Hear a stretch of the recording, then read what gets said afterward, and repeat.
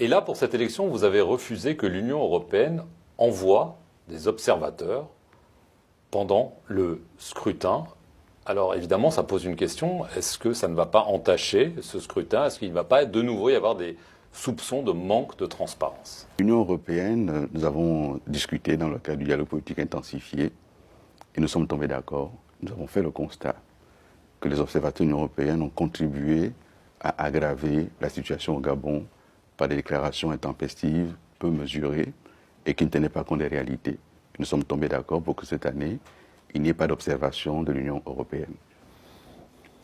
D'abord, il est juste de rappeler que le Gabon a clairement condamné la violation du droit international. Il faut d'abord le rappeler. Et que par la suite, le Gabon a estimé qu'il a, aux Nations Unies, un rôle à jouer. Il a aussi des intérêts stratégiques à préserver. On ne va pas commencer à demander à chaque État de justifier son vote aux Nations Unies. Personne ne le fait pour les pays occidentaux. Donc, permettez que les Africains fassent des choix en fonction de leurs propres ambitions.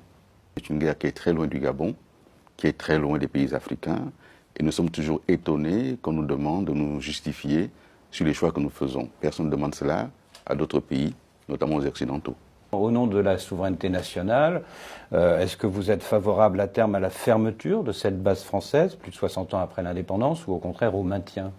Mais la souveraineté, c'est de choisir avec qui on est en partenariat. C'est aussi de choisir d'avoir une base militaire étrangère ou non. Personne ne pose le problème de souveraineté quand il y a des bases militaires américaines en Europe. On considère que ce sont des choix stratégiques des États européens. Si le Gabon estime que la présence française pose problème, le Gabon se prononcera. Mais la France ne peut plus être le seul partenaire du Gabon. Le Gabon n'est pas le seul partenaire de la France non plus. Nous sommes dans des contextes où nous devons évoluer et assumer nos choix. La France assume pleinement son partenariat avec la Chine, avec la Russie, avec les États-Unis, avec l'Australie. Le Gabon doit assumer ses propres choix.